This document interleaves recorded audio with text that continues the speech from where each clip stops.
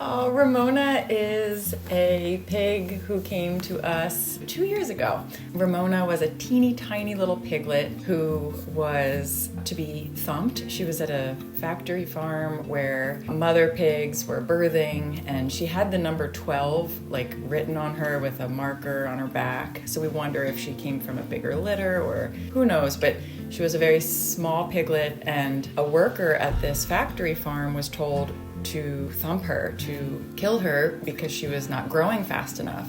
She brought her home instead of putting her down. And then her friend actually reached out to us and said, my friend has this piglet and she's really attached to her, but she has no way of taking care of her, and no time, no yard. And so we drove up and picked her up. She's a little smaller, but she's really, quite healthy and robust. She's really sweet. It's really great. She really loves you. Yeah, she does. She makes this sound. I think a lot of pigs might make it. It's a certain fast breathing. When Sarah comes, she comes up and makes a certain sound that I'm shy to make, but it's and she gets so excited and she wants to just get as close to your face as possible. Yeah.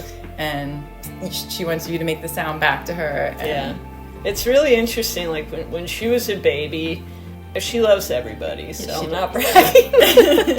But I would walk into the room, and she would run over and make this special little sound, right at me.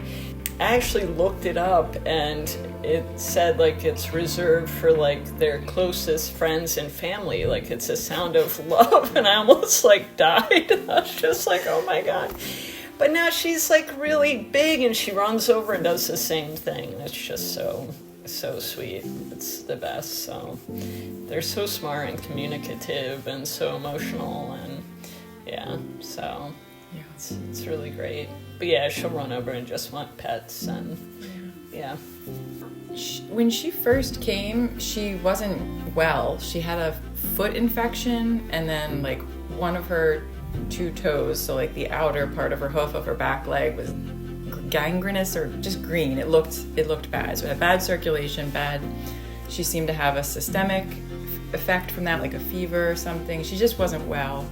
And then her tail had been docked, which is ugh. And that must have hurt. I mean, can you imagine having an appendage just chopped off, likely without anesthesia? So she was traumatized. And then remember the first few days we were just trying to comfort her and connect with her, and she clearly just didn't have a lot of energy to spare. She seemed kind of relieved to be safe somewhere and have more room to move around than her last place, but she wasn't bouncing around for some time. And then once she got some antibiotics and started to feel better, I feel we got to really see her personality, and she started zooming around. You want to see them zoomy and happy and playful, and then we started to see that. We were so relieved. Yeah, she was in our house, so we have a room where if they're young babies, it's our laundry room, but it's also the baby room. So and she had so many toys and was so spoiled, but she just loved playing with them. Mm-hmm.